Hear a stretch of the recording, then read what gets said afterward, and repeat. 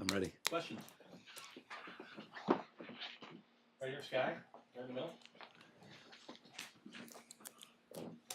Yeah, Rob, since Willie first reached out to you and told you that he was going to meet with Florida State, what were your conversations with him like? Obviously, he reached out to me somewhere right after lunch, and we met. And he said, "Hey, this is a family decision. It pulls at my heartstrings, and I feel like I got to go be the coach at Florida State." And then we've obviously met with the student athletes and the staff, and moved on, ready to start the search. Did you have a pitch back to him about staying here? Oh, we've been in plenty of conversations, for the past 5 days. He knew that we were aggressive in trying to retain him. He knew the support that was here. He knew what a special place this was. But it just came down to heartstrings. Rob, what do you have to say to boosters and fans that are frustrated in how this scenario played out with the coaching staff? In what sense specifically? How it drug on to get a resolution for several days? Yeah, I mean, obviously, I'd say we have a very, very passionate fan base, and we're lucky to have such a passionate fan base. And this is a special place, and I understand that it got clumsy at the end. There's no question about that. But we were in good conversations. We wanted to do everything that we could to provide Coach Taggart the opportunity to remain here. And then when that went away, we turned the page. With the accelerated timeline, with the early signing day, kind of what's your timeline like to hopefully have a hire in place? We don't have it. These things take twists and turns. There's no specific timeline. Obviously, we've already started. We'll be very thorough, and we'll make sure that we find the next great leader for Oregon football. Ryan, you still? Sure. Ryan on the left.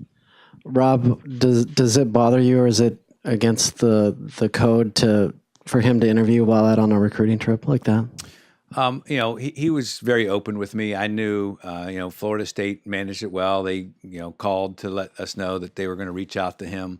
I don't know that I'm going to get into code or not code. The reality is, there was open communication. Nick on the front right. How much of a benefit is it, though, that it's been less than a year that you were already out doing the whole canvassing of the country and maybe beyond? I don't know that I would call it a benefit, but obviously we're always aware of what's going on in the marketplace, and we have a plan, and we'll execute that plan. Austin right here.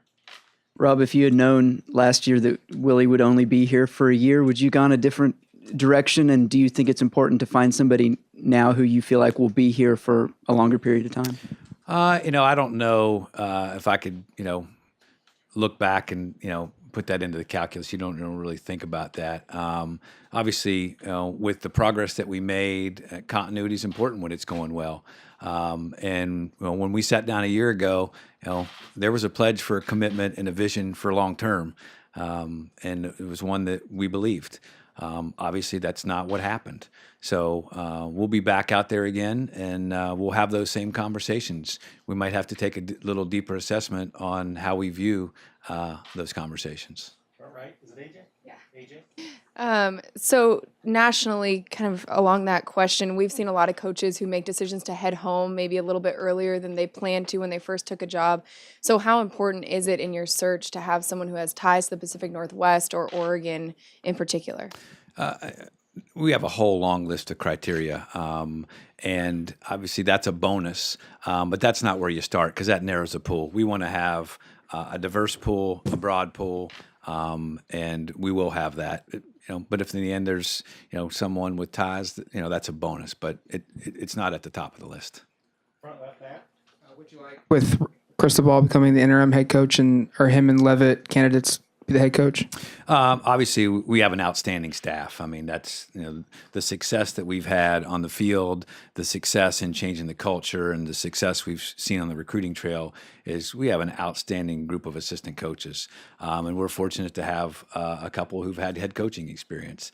It's just the way it worked out from a division of responsibility standpoint that Mario was the choice. Obviously, we had plenty of great options and folks that will be head coaches, and there's a number of coaches on our staff who have head coach capability, and we certainly would want to talk to those. Back middle, Rick. Last year, you made a change, and there was a very distinct and a long-term culture in place here. You chose to change that. Now, do you see elements of the culture that is in place now that you can build upon, or are you really at square one again? No, listen, it's about the student athletes, and we have outstanding young people, and they're the ones that, under the vision of a leader, shifted that culture. And as I told them today, I'm very proud of what they've done in the past year. I want them to finish up finals the right way and get excited. They earned a bowl trip, and that's coming up, and they need to enjoy that. But really, that's the group. There's been good locker room leadership. They've created the great culture, and there's some elements of that we want to carry on, absolutely. Travis middle.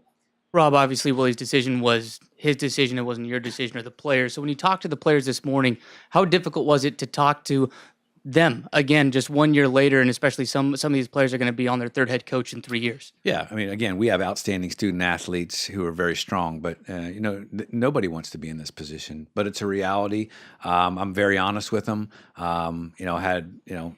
Had conversations with them as a group and then some individually. And at the end of the day, they love being Ducks. They're very proud to represent the Oregon Ducks. And they express confidence that we'll be able to find a great coach because this is such a special place.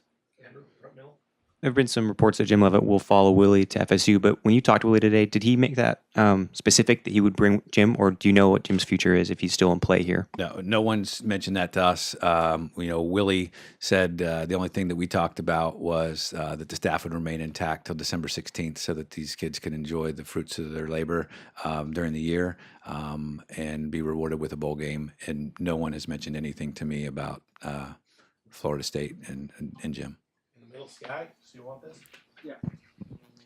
You mentioned when you're vetting through the new candidates, you maybe have to take a deeper assessment into their commitment to the university. You've been at this for some time. Have you seen a change in culture with coaches and coaches that used to be in it for the kids and now are more in it for the money grab? Boy, that's a broad question. The reality is it's about the individual person. We want somebody. This is a special place.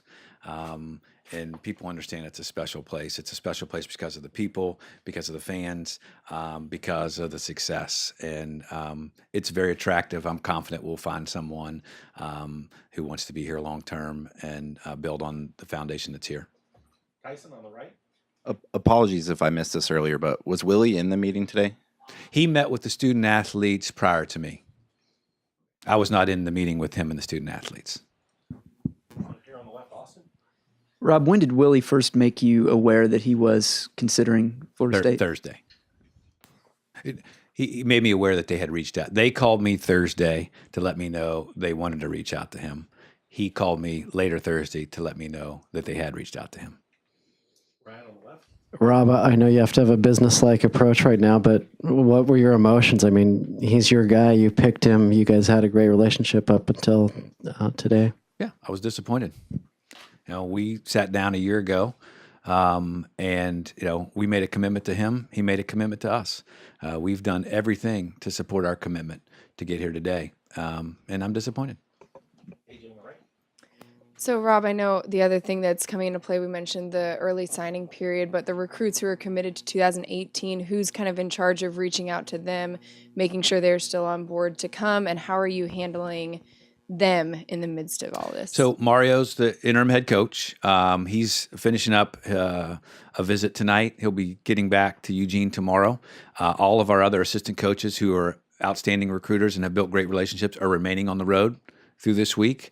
We're still going to have our recruiting weekend this weekend that we were planning on having. David Kelly is organizing all that. So it's business as usual with Mario at the helm.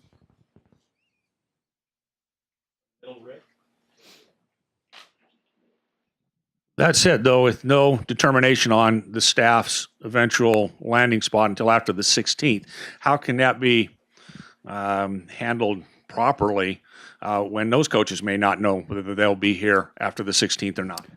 We'll be honest with the prospective student athletes. This is a special place, and obviously, student athletes, prospects have until December 20th to make a decision, and we'll communicate honestly and openly with them.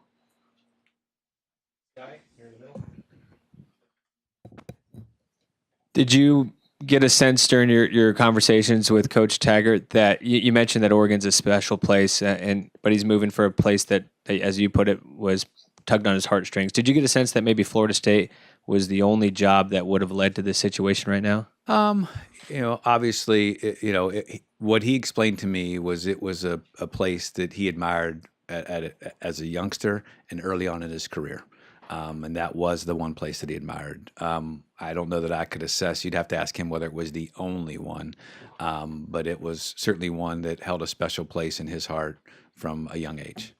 On the left, Austin. It was reported that Willie was offered a contract extension around the time of the Civil War. A, can you confirm that? And B, were there any subsequent offers made to him during the negotiations? Yes, there was a contract extension offered him before the Civil War. And yes, there were substantive contract discussions all the way up through yesterday. Right, Andrew. Yeah, off that, beyond the money going to Willie in those contract negotiations, was he wanting something more from you support-wise? Was he seeking anything, more of a commitment? No, we wanted to make sure that we did everything we could to retain the staff, which we obviously made that commitment. It's an outstanding staff. But that was really it. I mean, it was really about an extension, increasing the compensation and making sure that we retain the staff. Is that correct, Steve? What criteria are you setting up in your search for the next coach? What do you see as an important factor for this next hire? Right.